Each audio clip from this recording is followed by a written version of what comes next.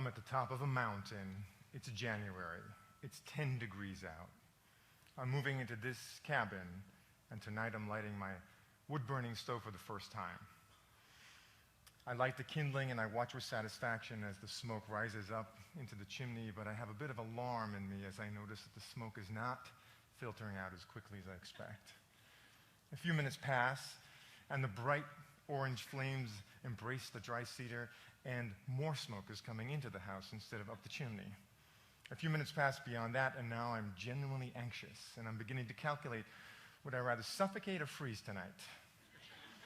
I decide I'm going to take my chances with freezing. So I open up the window, and in comes a blast of frosty, cold air, blowing out all the smoke. Now, I'm lying on the floor underneath the window, covered in all the blankets that I have, freezing in a remote, isolated cabin, surrounded by darkness, and quite frankly, terrified.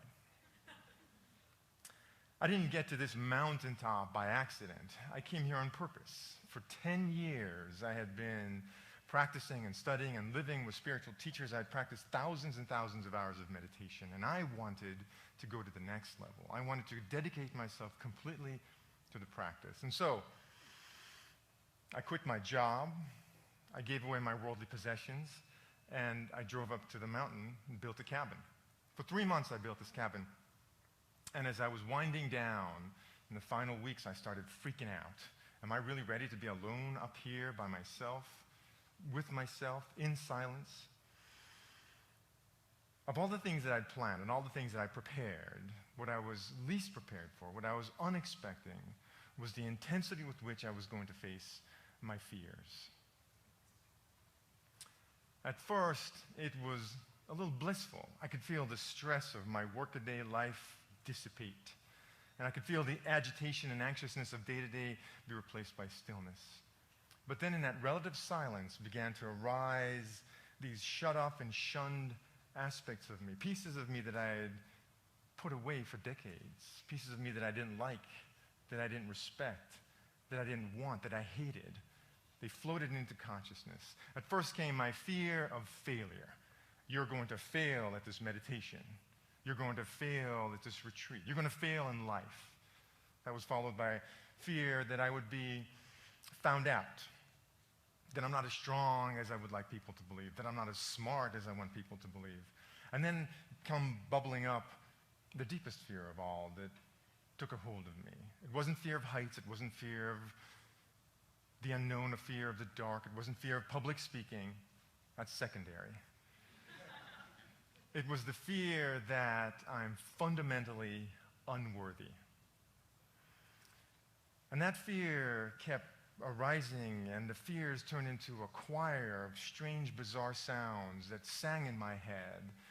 And that choir sang my unworthiness and my incompetence.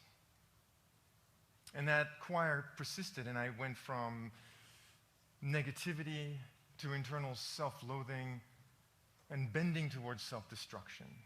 By the time March rolled around, I had been so beset by these voices, by these fears, that I was convinced that I was the lowest worm on the planet, that I had no value, that I was a leech taking from society and not giving anything. In this echo chamber of my mind, all that played out was the negative, self-destructive thoughts. And I came to a final conclusion as it were, sitting in that cabin, in the darkness of my thought, that the best thing that I could do, the gift that I could give humanity, was to kill myself, was to end this experience. That was truly terrifying. I came to the mountain to find myself, not to kill myself. It was a real surprise. And I survived, clearly. I survived through grit, through courage, and through surrender. And it's courage that I want to expand on. Courage, Aristotle said, is the first of human qualities because it is the one that guarantees all the others. There are at least two good reasons why we will never be free of fear. Our biology and our psychology. Our brain processes experience through the reptilian system, the limbic system, and the neocortex. Beyond the rational, forward-thinking, language-driven neocortex lies this complex of decision processes that is rooted in the 4 Fs: fight, flight, freeze, and fornicate. With children.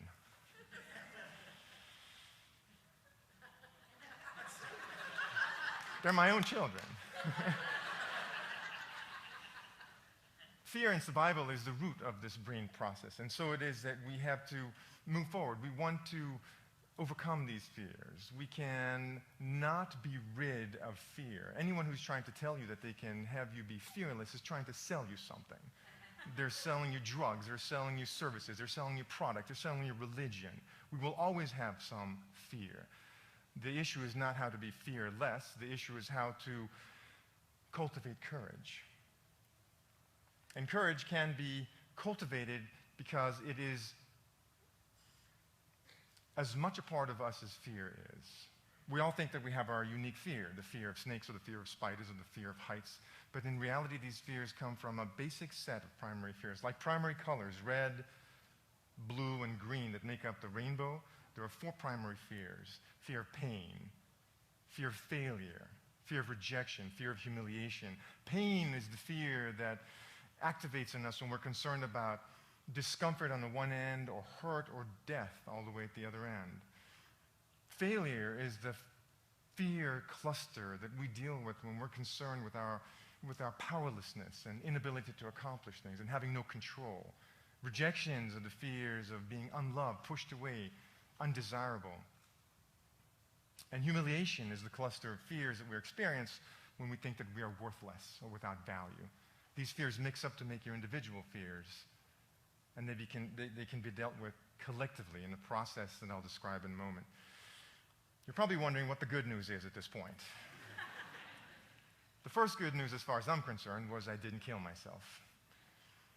The other one is that billions of people, each one of us, myself, we get to tangle with our fear every single day. It's part of the process. You cannot be fearless, but it doesn't have to be your master. I define courage simply as deliberately walking towards what you'd rather run away from. But before I get into the 3 steps for cultivating this fear, I want to talk about why courage is not what you think. It's our brains, you see, that are the culprits in this fear experience. Most of the fear is generated by the same powerful brain that can visualize and make up story. The fears that we have, the fears that we believe, are stories in our heads. Fear of the dark, fear of heights, fear of failure, fear of rejection. Even if I were to stand at the top of a 1,000-foot cliff and look way down, which sickens me just to do it pretending right here. It sickens me because of a mix of real biological fear and the story, the movie that's happening in my head telling me how horrible it is. So we can't think our way out of what we're thinking our way into. We have to have some other way. We have to have some other process. And I call this process feel, face, and embrace. When I was holed up in the cabin and I was gripped by my fears, they literally gripped me. The fear was a tightness in my throat and a ball in my stomach and tension in my neck and sleepless night and fatigue, all those things that made up the fear. I wanted to escape it. I wanted to avoid it. But instead, I trained myself to sit and be present to it, to feel the fear. The first step is to feel the fear. It is the physiological experience of anxiety that is so repulsive to us. We will do anything to avoid it. TV, busyness, extra work, relationships, drugs, drinking, exercise. We have found all kinds of creative ways to avoid the inevitability of the visceral, disgusting experience of fear. But if you can't feel it, you can't go beyond it. You have to stop the intellectual process and find a way to create a pause. Feeling your fear is a simple way that you can pause. And it can be done as simple as 3 breaths. You don't have to retreat for weeks and months into the cabins. You can do this in your office. You can do this in your car. When fear comes upon you, and it comes upon you often, simply breathe. Inhale. Exhale. For 3 cycles, and pay attention to the sensations. As you do that, you're creating a gap. In that gap, you're inserting choice. And from that choice, you cultivate the courage. Feeling it is the first step, then you have to face it. A few years ago, I got real weak. No amount of sleep was refreshing me. I couldn't get my energy back. No amount of sun could cover the paleness of my skin. And so at my wife's consistent urging, I finally went to the doctor. And she said, let's examine and find out what it is. So they took my blood, they tested my heart, they thoroughly examined my intestines, and ultimately came up with a diagnosis: iron deficiency anemia. As soon as you can name something, you can begin to deal with it. When something is unnamed, it's amorphous, there's no path forward. In naming, you begin a relationship. And by naming your fears, you can begin to have a relationship with the fears, which is the goal here. Not to eliminate it, not to escape it, but to have a relationship with it. As I sat and felt my sensations, first just labels came up: angry, idiot, failure, rejected. The longer I sat with these words, the more they turn into sentences.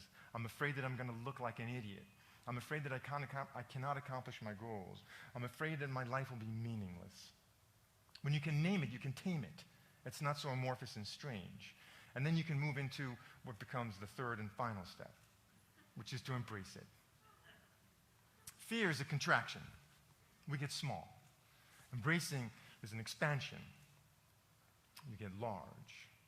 And at some point, you have to take action towards the fear. You feel it, you face it and name it, and then you step forward and you embrace it. Fear is our constant companion. We can't avoid it. We have to learn to relate to it. So what does it mean to embrace your fear? There are two ways that you're going to embrace the fear: with words and with deeds. When I was, again, alone, I wished I had somebody to talk to express what was going on inside of me. Inside the echo chamber of my mind, the songs just got denser and worse, and there was nowhere to externalize it. One of the great gifts of conversation is you can put out what's trapped inside of you. And through conversation, gain perspective, gain ideas, and talk to a safe person. What do I mean by safe person? A safe person is somebody who can listen with curiosity, not just jump to conclusions, judgment, or solution. You have a conversation with a safe person, you externalize it, and then you make a plan. And the plan can be quick and simple, the plan can be elaborate and nuanced, but you have to make a plan. And the plan is not to eliminate the fear, but to move towards it. You can move one step towards it, you can move 2 steps towards it, 10%, 20%. It's not about eliminating the fear. When you practice these ideas of feel, face, and embrace, in effect, what it provides for you is a pause button, a way to halt and slow down the inevitable churning process of the mind.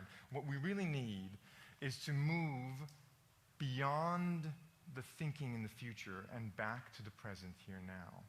Everything you wish, everything you want, every transformation that you're engaged in is one step beyond your comfort zone. The comfort zone is painted. It's the boundaries of our ego structure. The ego is our sense of safety. The ego is our sense of self. And so in every turn, we have an opportunity to meet and challenge this boundary of the comfort zone. The pause button allows you to create space, and in the space you can put choice. Fear, as I said, is my constant companion, but at this point it is not my master. And that is a change in relationship over the years. Fear is the gatekeeper to power, to your vitality, your energy, your personal empowerment. This gatekeeper cannot be destroyed, cannot be banished, cannot be slayed, nor can you avoid this gatekeeper on an ongoing basis. You have to learn to relate, you have to learn to embrace, you have to have a partnership. In order to navigate our way through transformation, to overcome the barriers of fear and to cultivate courage, you must form a relationship. And like any meaningful relationship, thinking is not enough. Meaningful relationships, relationships that empower you to move forward, that surround you with possibility, are ones where you embrace, where you connect, and when you work together. And that is the only invitation for cultivating courage, not to escape, but to relate. Thank you.